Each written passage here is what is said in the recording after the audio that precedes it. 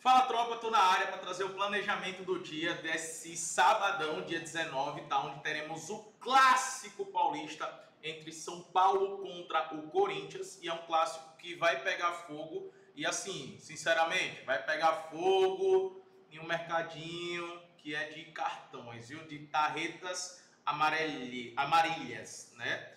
Já até selecionei aqui, ó, escanteio cartões, vai ser bom para trabalhar esse jogo, porque de qualidade, pelo amor de Deus, tá? Dois times que vêm jogando bem abaixo, bem abaixo. Inclusive, vou até confessar uma parada para vocês aqui. O jogo que eu assisti agora no meio de semana entre Corinthians e Ceará, meu amigo, tá no top 3 de piores jogos do Brasileirão que eu assisti. Tô sendo bem sincero com vocês, velho. Tá no top 3. Porque eu não tô parando para pensar aqui não, nos outros tal. Se eu parar, eu devo encontrar algum jogo assim que foi ruim também. Mas se não tá no top 3, é um grande favorito para ser top 1. Meu irmão, que jogo horroroso do Corinthians contra o Ceará. Tá doido, velho. Praticamente não tinha chance não, pô. Ninguém criava boas oportunidades não. Meu Deus do céu. Mas vai ter bons jogos, tá, para hoje. Dentro do planejamento, vocês estão vendo aqui que tá num formato diferente, né? Eu vou falar dos favoritos do dia, na minha opinião. Vou falar dos jogos que é favorável para a gente atuar no handicap, uma dupla chance. Se descer, é dupla chance. Né? Os jogos que são favoráveis para gols, e aí tem gols, e tem alguns jogos que é bom para ambos marcam, tem outros que é melhor trabalhar somente no over 1,5. E eu vou também analisar aqui para vocês. Tem muitos jogos favoráveis para gols por conta da MLS. Vocês sabem que é um campeonato que eu amo para trabalhar o mercado de gols. Escanteio dos cartões e outros jogos, né, que eu vou explicar, que a gente vai trabalhar principalmente no ao vivo, tá? Então eu vou trazer esse planejamento para vocês. Curte o vídeo, se inscreve e, cara, na segunda-feira, né, eu vou começar um novo método dentro do Clube dos 5%, que é um método que é no ao vivo, é uma estratégia no ao vivo, só que de uma maneira muito diferente, onde dentro dessa estratégia, né, dentro dessa metodologia, a gente vai fazer um papel de uma casa de aposta e a gente vai bancar apostas de outros apostadores, né? A fim de, caso eles percam, a gente ganhe. Então é bem interessante esse novo método e é um método que tem colocado muita grana no meu bolso, tá? Só para você ter ideia, no ano passado a gente fez 120 unidades, só no ano passado, tá? 120 unidades. Esses 6 meses, se eu pegasse o resultado do clube com essa estratégia, a gente já tinha mais de 120 unidades, isso em 6 meses. Então eu vou estar apresentando e colocando em prática no clube a partir de segunda-feira, e que você que não faz parte do Clube dos 5% entre, porque você vai ter acesso a todas as minhas apostas, seja nos métodos que a gente tem hoje, principalmente no pré-jogo, né? E agora também no ao vivo, né? Trabalhando dessa forma com o trading, trabalhando dessa forma com essa nova metodologia. Então vale muito a pena, você precisa estar no clube para poder ter acesso a tudo isso e lucrar junto com a gente. 6 meses já se passaram, tá? E faltam 6 meses para finalizar o ano. É você que vai decidir como é que você vai finalizar seu ano com as apostas. Se vai ser no hedge, se vai ser lucrando, é você que vai decidir. Uma coisa que eu tenho certeza, o clube vai ser um potencializador disso, tá? O clube vai fazer você ganhar dinheiro economizando tempo também. Então você vai deixar de perder, vai começar a ganhar e vai economizar muito tempo. Aproveite, né? É o que eu sempre digo, o meu resultado financeiro depende com o clube, né? Porque tem meu resultado também com as apostas, mas com o clube depende que eu faça você ter resultado. Então, se você ter resultado, isso é bom para o clube, por quê? Porque você vai se manter no clube e você vai indicar para novas pessoas. Então, entre no clube dos 5%, tá? O link está aqui na descrição e vamos para as análises de hoje, vamos para os planejamentos. Vamos lá. Os favoritos de hoje, né, que são poucos favoritos, eu selecionei 3 aqui, na minha visão. Começando com o Curitiba contra o Paysandu pela Série B. O Curitiba já tem 9 jogos seguidos sem perder, tá? Numa sequência muito forte. Óbvio que tem empates aqui contra o Atlético Goianiense, contra o Botafogo de São Paulo, os dois jogando fora de casa, né? Todos os outros jogos eles venceram. Os jogos em casa eles conseguiram vencer e tem a derrota aqui para o Goiás fora de casa, que é um adversário também bem complicado, um excelente adversário. Então, assim, o Curitiba é a melhor equipe dessa Série B, tem tudo para voltar para a primeira divisão, tem um ataque muito consistente, né? Uma média de 1 gol marcado por jogo, mas o grande ponto do Curitiba é a defesa. É um time que só tomou 6 gols em 16 jogos. Cara, isso aqui é absurdo, tá? Absurdo. Só a título de comparação, você pega, por exemplo, a Série A, né? O Flamengo tem 5 gols sofridos em 13 jogos. é mais ou menos, é melhor, tá? Essa parada do Curitiba, essa defesa do Curitiba para a Série B é a melhor de todas as competições, né, nacionais. Pegando Série A, Série B, Série C. É absurdo, velho. É só você também parar para olhar os outros times, ó. A média de gols sofridos, ó. Você vai perceber que depois do Curitiba, a menor é a do Grêmio Novo Horizontino e a do Goiás, que é com 12 gols sofridos. Irmão, isso é absurdo, pô. É metade, metade. Todos os outros sofreram bastante gols. Então, o Curitiba, por conta da sua defesa, tá aqui na primeira colocação com 33 pontos, tá? Isso é absurdo realmente. Então, vale a pena a gente estar a favor dessa vitória do Curitiba pagando em 60. O empate anula era o ideal mais seguro, mas para você combinar numa dupla. Porém, eu gosto de trabalhar esse resultado final aqui, essa vitória do Curitiba, tá? O Paysandu é uma equipe que está brigando para não ser rebaixado, para não voltar para a Série C, está aqui na 18ª colocação. Diferente do Curitiba, uma defesa que tem uma média de 1 gol sofrido por jogo, então dificilmente vai estar segurando esse ataque do Curitiba e dificilmente vai estar marcando um gol no Curitiba, né, velho? Então vale a pena estar a favor dessa vitória. Para aqueles que gostam de trabalhar no ao vivo, cara, vou deixar para segunda-feira, eu não vou falar demais aqui não. A partir de segunda-feira eu comento mais sobre esse novo método, senão eu vou estar falando demais aqui. E eu ainda não falei pro clube, tá? Ainda não expliquei pro clube, por isso que eu vou deixar para segunda-feira falar. Porque tem uma, dentro desse método a gente vai utilizar no ao vivo, vai trabalhar a favor do favorito, né?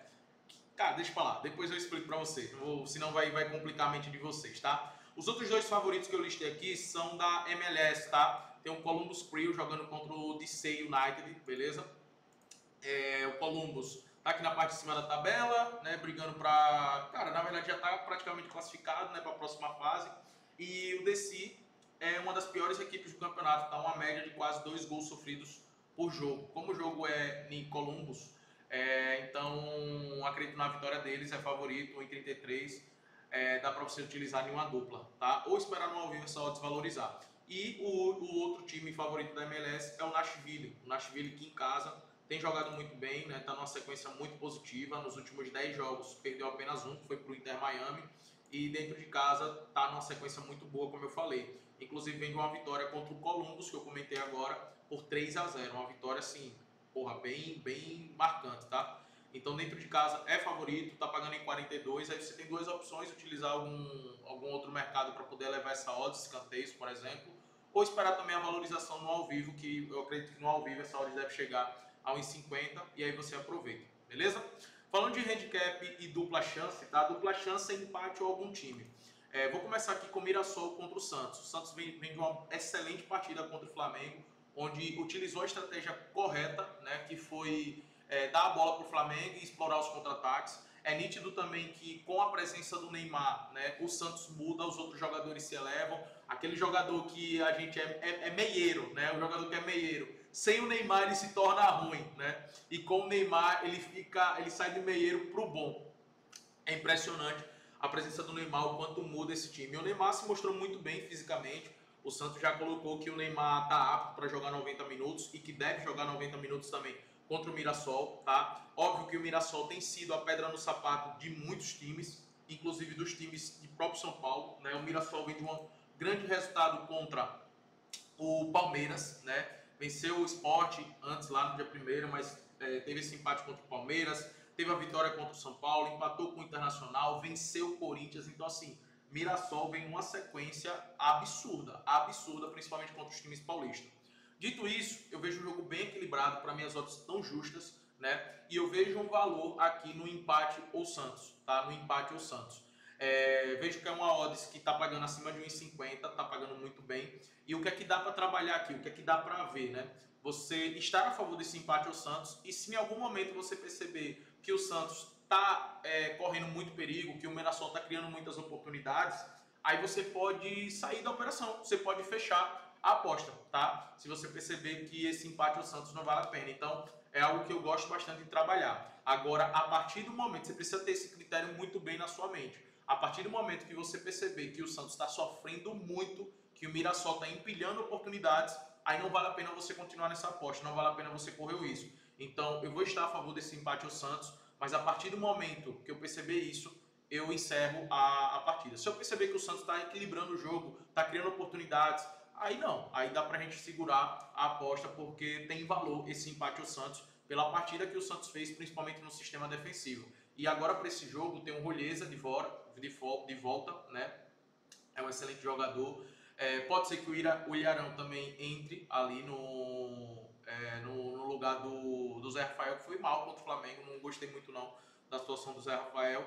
Mas vamos ver, o time do Santos não é um time ruim não, tá? E contra o Flamengo vem de uma partida muito boa. O Mirassol também, tá? Por isso que tá esse equilíbrio todo e até um leve favoritismo aqui pro Mirassol, quem diria, né, velho? O jogo do Volta Redonda contra o Atlético Paranaense está nessa saga, tem um elenco muito qualificado para a Série B, tá? Na minha opinião, o melhor elenco, tá? O melhor elenco em termos de peças individuais da Série B. Só que precisa transformar esse elenco, precisa jogar bola para fazer o time voltar para a primeira divisão, tá?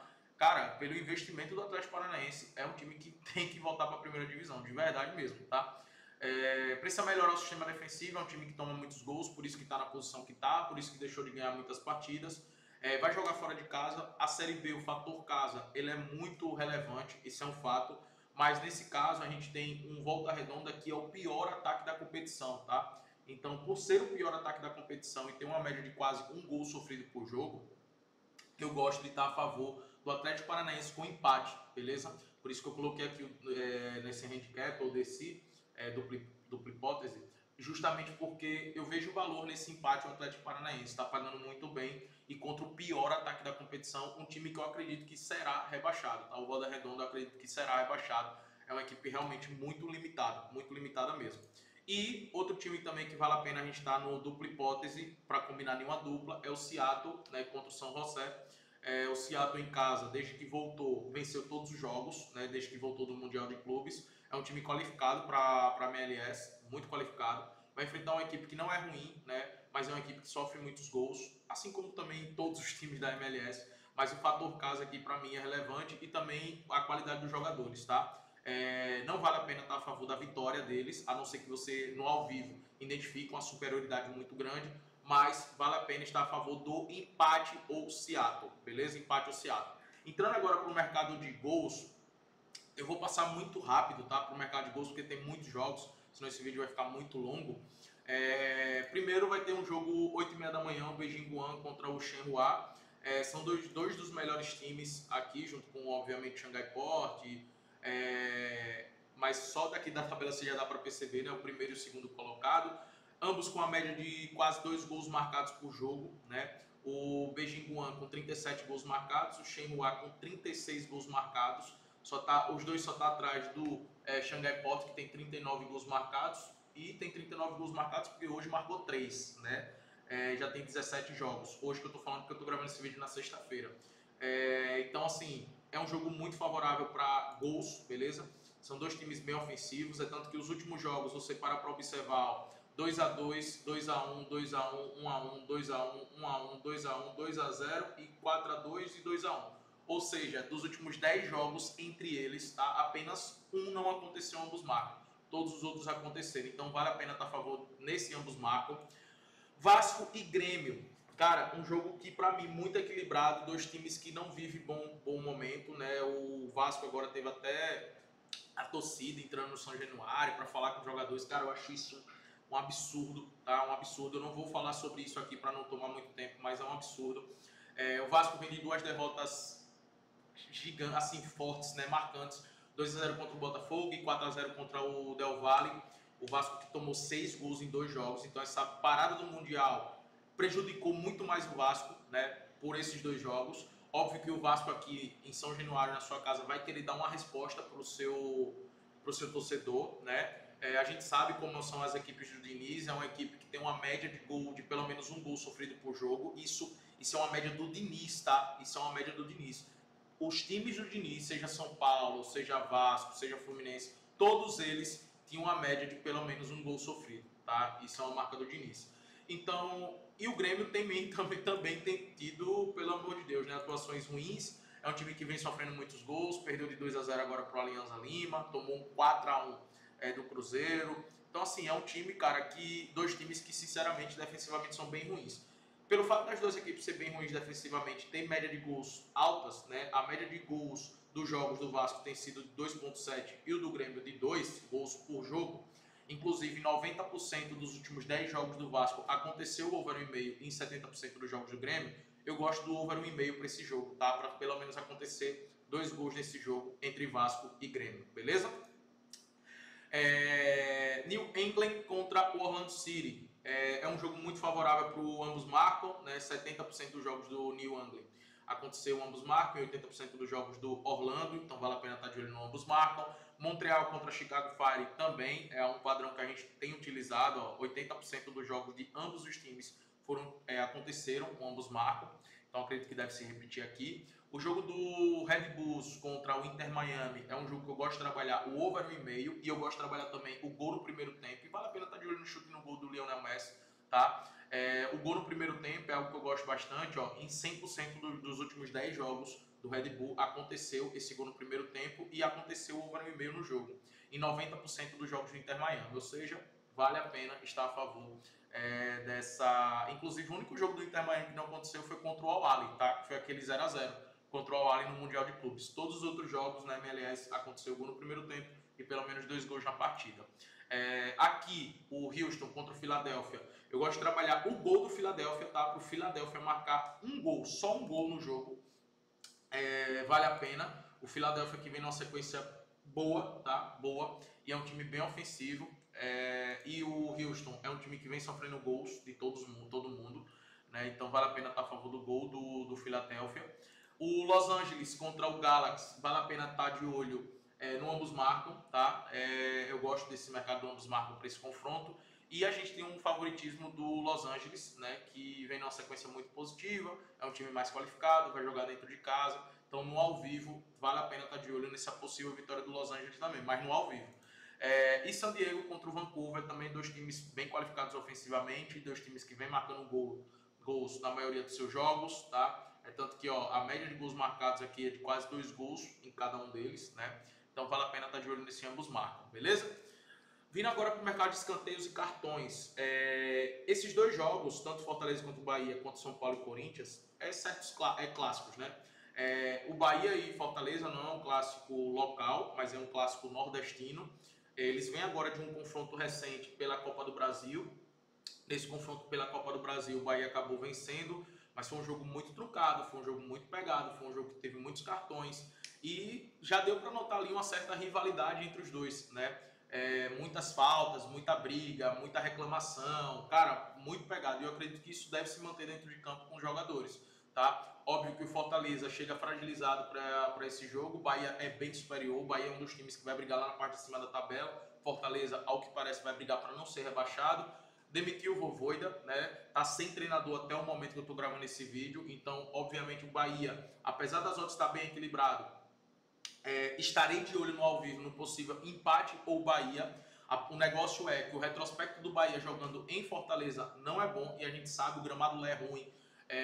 O Fortaleza costuma ter um apoio da torcida, costuma fazer diferença, exceto contra o Ceará.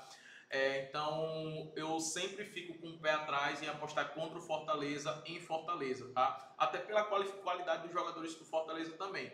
Então eu não fiz nenhuma aposta em termos de resultado, em termos de handicap aqui a favor do Bahia. Eu preferi levar para o ao vivo isso, mas aqui eu gosto de trabalhar os cartões justamente por conta dos jogos pegados que tem sido entre eles, né? Como eu falei, tem sido um clássico ali, um certo clássico nordestino entre eles. Por isso que eu vejo com bons olhos. Ó, só você ter aqui, ó, a média de cartões sofridos nos últimos jogos do Bahia e do Fortaleza. O Fortaleza tem uma média de 2,9 e o Bahia uma média de 2, tá? Então, para ambos os times tomar pelo menos 2 cartões é uma boa, vale a pena estar de olho. E o São Paulo e Corinthians também, né? A gente sabe da rivalidade que tem, a gente sabe da dificuldade do Corinthians para vencer no Morumbi. Então, eu prefiro no pré-jogo atuar no mercado de cartões, para ambos os times tomar 2 cartões também é excelente, principalmente quando eles se enfrentam, isso geralmente acontece. E no ao vivo, cara, eu vou estar de olho no empate anula São Paulo, tá? Eu quero ver como é que vai estar o comportamento do São Paulo em campo, e se o São Paulo estiver tomando conta do jogo, pressionando, o Corinthians tem tido muita dificuldade em criar jogadas, e a defesa do Corinthians é uma defesa muito ruim, tá? São 2 times que não chegam em momentos bons aqui, não. Mas, para mim, o São Paulo chega num momento até melhor do que o Corinthians. O Corinthians, apesar de ter vencido o Ceará, foi um jogo muito ruim, cara. Muito, muito ruim. É só você ver o gol que os Corinthians fez, que foi um gol de um vacilo do Marlon, né? O Marlon entregou a paçoca ali. E o São Paulo teve lapsos bons, né, contra o Bragantino, teve momentos bons contra o Bragantino. Então, assim, o empate anula São Paulo pelo fato de ser no Morumbi, o fator casa. Para mim, o São Paulo tem um leve favoritismo, por isso que vale a pena estar de olho. Não no pré-jogo, no ao vivo. No pré-jogo, o melhor mercado é o mercado de cartões. E outros jogos que eu vou estar acompanhando no ao vivo é Goiás e Cuiabá, jogo extremamente equilibrado, e Avaí e Vila Nova também, tá? Espero ter te ajudado com esse vídeo. Lembre de curtir, de se inscrever e também entrar no Clube dos 5%. O link tá na descrição. Tamo junto.